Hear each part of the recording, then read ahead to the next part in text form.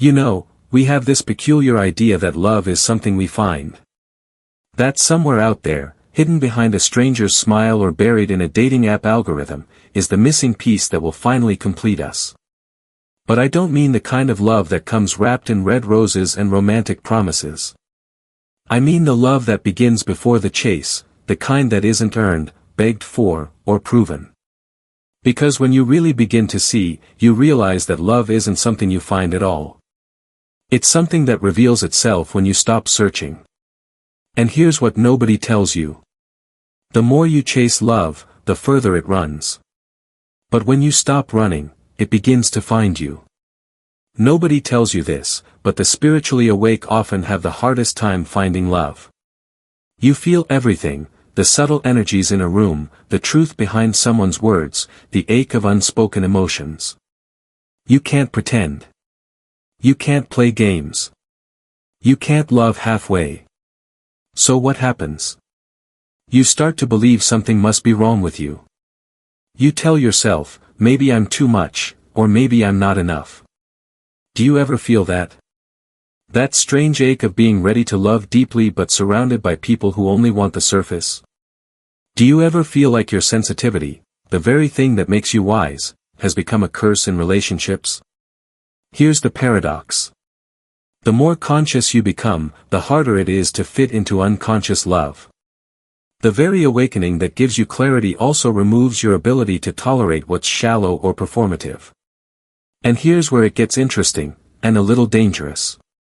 Because when you're awake, loneliness doesn't come from being alone, it comes from seeing too much. You see the masks. The patterns. The illusions. But let me share something with you, not as advice, but as remembrance. You don't need to chase love. You need to remember what love actually is. Let me share 5 truths about why the spiritually awake must never chase love. And what happens when they finally stop. 1. Love that is chased becomes fear in disguise. The first thing you must understand is that when you chase love, you're really chasing safety. You're not seeking a person, you're seeking relief from the ache of separation. But love that begins from fear always ends in exhaustion. It's like trying to catch the wind with your hands, the tighter you grip, the less you hold. Think of it like this, you're standing by the ocean, trying to capture a wave in a teacup. The moment you dip it in, the wave collapses. Because the beauty of the wave was never meant to be contained. I once knew someone who couldn't stop trying to fix every partner she met. She called it love. But what she was really doing was bargaining, trying to prove her worth through self-sacrifice. And it never worked, because love cannot flow where fear is clinging. Here's the profound part. True love begins when you no longer need it to heal you. Because only then can you see love as freedom, not as an escape. This is why you mustn't chase it. Love that needs to be caught was never love to begin with. 2. The energy you project is the mirror you receive. The second, even more important thing is this. When you chase, you vibrate from lack. You tell the universe, I am incomplete, and life, in its strange humor, keeps reflecting back that emptiness. It's like standing in front of a mirror, frowning, and waiting for the reflection to smile first. You see, the world doesn't give you what you want, it gives you what you are. I once spoke with a man who said, I attract people who drain me. And I asked, do you drain yourself first? He laughed, but then he understood, we train others how to treat us by how we treat our own presence. The ancient wisdom teaches, you don't find love by seeking it, but by becoming it. Think about it this way, flowers don't chase bees. They simply bloom, and what's meant for them naturally arrives. So stop trying to convince the world that you're lovable. Start remembering that you already are. 3. The chase is a distraction from stillness. The third thing, which is perhaps the most insidious, is that chasing love keeps you distracted from stillness, the one place where real love resides. You think the search is noble. But in truth, it's noisy. You're running through life collecting faces, stories, and disappointments, when love is quietly waiting in the silence you avoid. It's like muddy water, you can't see your reflection until the water settles. The more you stir it, the cloudier it becomes. I once met an older monk who said, if you can't sit with yourself for an hour, you'll never sit peacefully with another for a lifetime. And he was right. Because until you're comfortable in your own presence, you'll always confuse companionship with escape. Here's the deeper truth. When you stop chasing, you start hearing. And in that hearing, love starts to whisper back. Stillness isn't loneliness. It's the sacred space where love finds its way home to you. 4. Boundaries are the garden walls of the soul. And the fourth, the most critical of all. Love doesn't mean being endlessly available. It means tending to your own garden so beauty can grow there. People often misunderstand spiritual compassion as self-erasure. They think being awake means accepting everyone, forgiving everything, saying yes to all requests. But even Jesus walked away from those who couldn't hear him. Think of your energy like a garden. Without boundaries, weeds overtake it. Without discernment, beauty dies beneath invasion. I once knew a deeply empathic woman who said yes to everyone.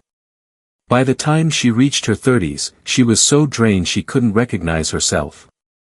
She thought exhaustion was proof of goodness, but it was just proof of imbalance. Boundaries aren't barriers, they're blessings. They tell life, I honor this space, so that what enters may flourish. And here's the beautiful irony, when you protect your energy, love doesn't diminish. It deepens. Because now it's rooted in truth, not performance. 5. When you stop chasing, love becomes recognition, not rescue. And finally, the fifth truth. Love isn't meant to rescue you, it's meant to recognize you. When you're awake, love no longer feels like fireworks, it feels like coming home. It's quiet. Familiar. Undeniable. It's like two mirrors meeting, nothing to prove, nothing to fix, just reflection. No need for grand confessions or promises that crumble under time. I remember a couple, both deeply conscious souls, who said, we stopped looking for sparks and started looking for stillness. Their love wasn't dramatic, but it was real, because it wasn't born from need.